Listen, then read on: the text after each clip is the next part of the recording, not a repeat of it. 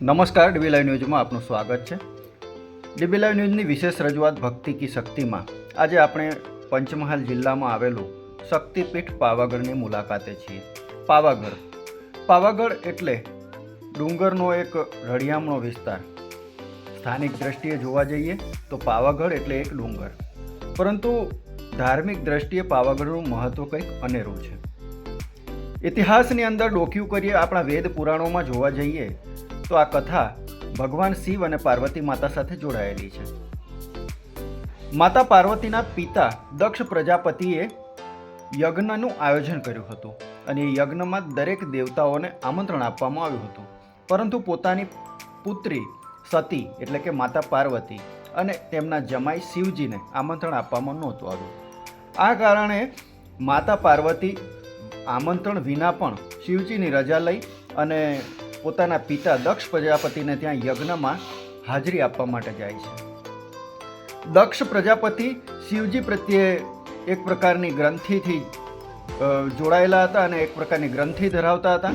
એમના વિશે ભગવાન શિવ વિશે દક્ષ પ્રજાપતિના વિચારો કંઈક હીન હતા, જેના કારણે યજ્ઞ દરમિયાન માતા પાર્વતી સમક્ષ જ દક્ષ પ્રજાપતિ શિવજીનું ઘોર અપમાન કરે છે, શિવજી વિશે ન બોલવાના શબ્દો બોલે છે, જેના કારણે માતા પાર્વતીને લાગી આવતા તેઓ યજ્ઞકુંડની અંદર જ પોતાનું શરીર પડતું મૂકી અને ત્યાં પોતાના દેહનો ત્યાગ કરે છે। આ સ્થાન એટલે હરિદ્વારમાં આવેલું કનખલ, જે માતા પાર્વતીનું પિયર ગણાય છે। કનખલની અંદર આ ઘટના બને છે। ત્યાર પછી શિવજીને ખબર પડતા શિવજી ત્યાં આવે છે અને શિવજી ખૂબ જ ક્રોધિત થાય છે અને માતા પાર્વતીના શરીરને, પાર્થિવ શરીરને પોતાના હાથમાં ઉંચકી અને તાંડવ નૃત્ય કરે છે। આ કારણથી સમગ્ર સૃષ્ટિ એ ડોલવા માંડે છે અને ત્રણેય લોકની અંદર હાહાકાર મચી જાય છે અને સૃષ્ટિનો નાશ થઈ જાય એટલી હદે ભગવાન શિવનો ક્રોધ વ્યાપી જાય છે। ત્યાર પછી ભગવાન શ્રી કૃષ્ણ સમયને પારખી અને આ જે માતા પાર્વતીનું જે પાર્થિવ શરીર છે એને સુદર્શન ચક્રથી એના અંગોને કાપી નાખે છે અને વેર વિખેર કરી નાખે છે। જે અંગ 51 અંગોની અંદર ટુકડા થઈ જાય છે અને આ દરેક અંગ પૃથ્વીના દરેક ભાગ ઉપર અલગ અલગ વિસ્તારની અંદર જઈને પડે છે અને જ્યાં જ્યાં આ અંગોના ટુકડા પડ્યા હતા, ભાગ પડ્યા હતા, ત્યાં એક એક શક્તિપીઠની રચના થાય છે। અને એ પૈકી આ પાવાગઢ આપણો પંચમહાલ જિલ્લાનું હાલોલથી 7 કિલોમીટરના અંતરે આવેલું અને વડોદરાથી 45 કિલોમીટરના અંતરે આવેલું પાવાગઢ એટલે માં પાર્વતીના જે શરીર, સતી માતાનું જે શરીર, તેના જમણા હાથની આંગળી પાવાગઢના ડુંગર ઉપર પડે છે અને જેના કારણે અહીં શક્તિપીઠની રચના થાય છે। અહીં પાવાગઢની અંદર મહાકાળી માતાના બેસણા છે અને મહાકાળી માતાના રખોપા છે। આપણે આવી ગયા છીએ પાવાગઢ ડુંગરની ઉપર।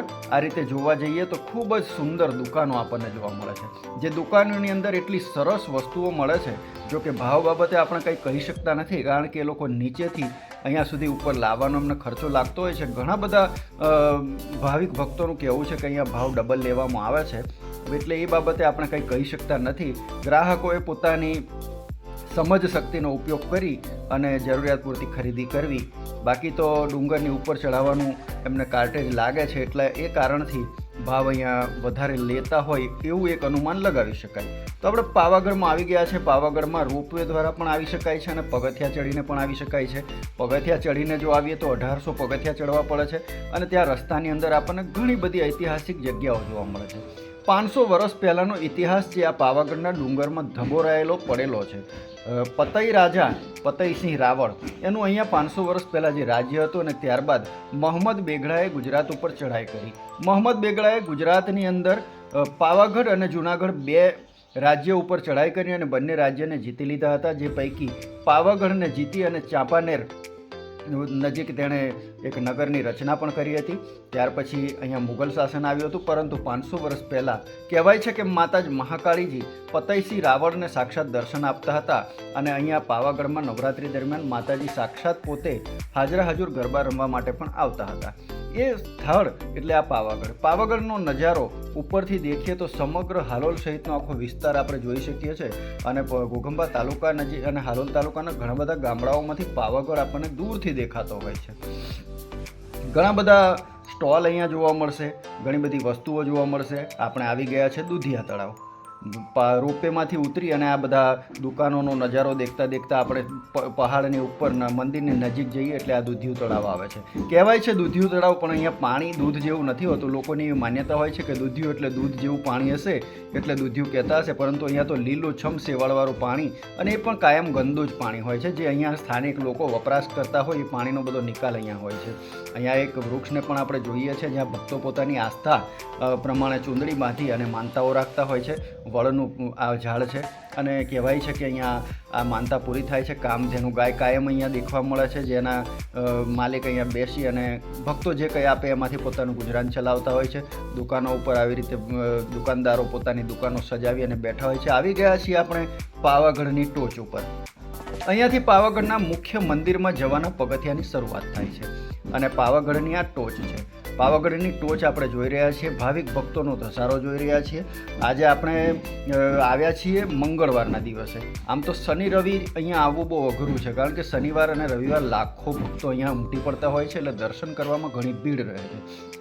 જો કે સ્થાનિક પ્રશાસન દ્વારા, પોલીસ દ્વારા અને તંત્ર દ્વારા તેમજ ટેમ્પલ કમિટી દ્વારા વ્યવસ્થાઓ સારી કરવામાં આવી છે. હાલમાં જ 2 વર્ષ અગાઉ આપણા ભારતના વડાપ્રધાન નરેન્દ્રભાઈ મોદીએ આ મંદિરનું જીર્ણોદ્ધાર નવનિર્માણ થયા પછી તેનું ઉદ્ઘાટન કર્યું હતું. અહીંયા જે લોકો ચાલી નથી શકતા એમના માટે આવી રીતે કેટલાક લોકો પોતાની રોજી આમાંથી કાઢે છે અને ઊંચકીને પણ લઈ જતા હોય છે. દુધિયા તળાવનો નજારો ઉપરથી આ પ્રમાણેનો દેખાય છે અને આપણે દેખી રહ્યા છીએ કે સમગ્ર પાવાગઢ જે ટોચ ઉપર પહોંચ્યા પછી મંદિરના ભાગમાં જઈએ ત્યારે આ એક મૂર્તિ આપણને ભગવાન શિવની તાંડવ, જે માતા પાર્વતીને પોતાના હાથમાં લઈ અને ભગવાને જે ક્રોધિત સ્વરૂપ બતાવ્યું હતું ભગવાન શિવજીએ, એ પ્રતિમાને અહીંયા અંકિત કરવામાં આવી છે અને આપણે મંદિરના મુખ્ય ગેટ ઉપર આવી ગયા છે, ડુંગરની ઉપર. ત્યાંથી આપણને આ નજારો જોવા મળે છે. ચોફેરનું જોઈએ તો ડુંગર, પાવાગઢ કેટલો સુંદર અને રળિયામણો છે. અત્યારે વસંત ઋતુ ચાલી રહી છે એટલે પાવાગઢ એકદમ સૂનો દેખાય છે, હરિયાળી જોવા નહીં મળે. આવ્યા બાજ, જે આ આકાશમાં બાજ ઉડતું નજરે પડે છે, કદાચ તમને ઝીણી નજરથી દેખશો તો આ બાજ અહીંયા કાયમ વસવાટ કરતું હોય છે. આ દુર્લભ પ્રજાતિનું પક્ષી છે એ પણ જોવા મળે છે. અહીંયા ગોધરા વન વિભાગ દ્વારા છેક ડુંગરની ઉપર જે 7 કોઠાર છે મકાઈના, એની બાજુમાં આ તળાવ અને ઘણી બધી ઐતિહાસિક વસ્તુઓ પડેલી છે. ત્યાં વન વિભાગ દ્વારા સારું બ્યુટિફિકેશન કરવામાં આવ્યું છે. ગોધરા વન વિભાગ દ્વારા તળાવોનું નિર્માણ કરવામાં આવ્યું છે. એ જે કોઠાર દેખાય છે એ પણ દેખ્યો. આ છે માતાની અસવારી, સિંહની અસવારી ઉપર માં સવાર થાય છે માં જગદંબા, એની એક પ્રતિમા મૂકવામાં આવી છે અને આપણે આવી ગયા છે મંદિરના નિજ દ્વાર સુધી. મંદિર નવનિર્માણ પામ્યા પછી એટલું અદ્ભુત અને બેહદ સુંદર મંદિર બનાવવામાં આવ્યું છે કે ભક્તોને અહીંયા આવતાની સાથે એકદમ શાંતિ અને ધાર્મિકતા એનામાં ખીલી ઉઠતી હોય છે. મંદિર ખૂબ જ સુંદર પથ્થરનું મંદિર છે અને માતા મહાકાળી માતા અહીંયા સાક્ષાત બિરાજમાન છે. અને વર્ષો પહેલાં જ્યારે આ મંદિરનું નિર્માણ નહોતું થયું ત્યારે આ ડુંગર ઉપર ચઢવું પણ ઘણું અઘરું હતું અને અહીંયા ભીડ પણ બહુ થતી હતી, કારણ કે મંદિર નાનું હતું. મંદિરનો જે પથ છે, રસ્તો છે, એ બહુ સાંકડો હતો, એટલે ઘણી વખત દુર્ઘટનાઓ થવાનો ભય રહેતો હતો.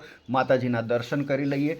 માતાજીની 2 આંખો આપણે દેખી રહ્યા છે. આ સ્વરૂપ આપણને અહીંયા પાવાગઢમાં દ્રષ્ટિમાન થાય છે અને કહેવાય છે કે ખરા ભાવથી મહાકાળી માતાને યાદ કરનાર દરેક ભક્તોના કામ માતાજી સાક્ષાત પૂર્ણ કરતા હોય છે. ને એટલે તો અહીંયા વર્ષ દરમિયાન લગભગ જોવા જઈએ તો 50 લાખ કરતાં વધારે ભાવિક ભક્તો માતાજીના દર્શન માટે પધારતા હોય છે. અને એમાં પણ ખાસ કરીને આસો નવરાત્રિ અને ચૈત્ર નવરાત્રિ, આ 2 નવરાત્રિ દરમિયાન તો રોજે રોજ 2 લાખ, 2.5 લાખ અને ઘણી વખત તો 3 થી 3.5 લાખ જેટલા ભાવિક ભક્તો દર્શન માટે ઉમટી પડતા હોય છે. મંદિરનું મુખ્ય શિખર આપણે જોઈ રહ્યા છીએ અને મંદિર નવું બન્યા પછી ચોફેર એટલી બધી જગ્યા થઈ ગઈ છે, પોડિયમ એટલું વિશાળ થઈ ગયું છે. અહીંયા ડુંગરનો નજારો પણ આપણે જોઈ શકીએ છીએ. ડુંગર કેટલો રળિયામણો લાગે છે. માતાજીનું મંદિર દેખાય છે. હજી પણ મંદિરનું કામકાજ ઘણું બધું ચાલી રહ્યું છે અને હજી ઘણી બધી સુવિધાઓ અહીંયા ઊભી થવાની છે. સરકાર દ્વારા અહીંયા 238 કરોડ જેટલી માતબર રકમ આ પાવાગઢના યાત્રાધામ વિકાસ માટે ફાળવવામાં આવેલી છે. ભાવિક ભક્તોનો હંમેશા અહીંયા ઘસારો જોવા મળે છે અને ખૂબ જ શાંતિથી દર્શન થતા હોય છે. જો તમને આ વિડીયો સારો લાગ્યો હોય, માતાજીના દર્શન ગમ્યા હોય, મહાકાળી માતાના ચરણોમાં પ્રાર્થના કરીએ કે સમગ્ર વિશ્વમાં શાંતિ રહે, તમારા સૌની મનોકામનાઓ પૂરી થાય, આપણા સૌના અંતરની ઈચ્છાઓ માતાજી પૂરી કરે. તો આ વિડીયો તમને કેવો લાગ્યો એ કોમેન્ટમાં જણાવજો અને શેર કરી ચેનલને સબસ્ક્રાઈબ કરવા વિનંતી. જય માતાજી.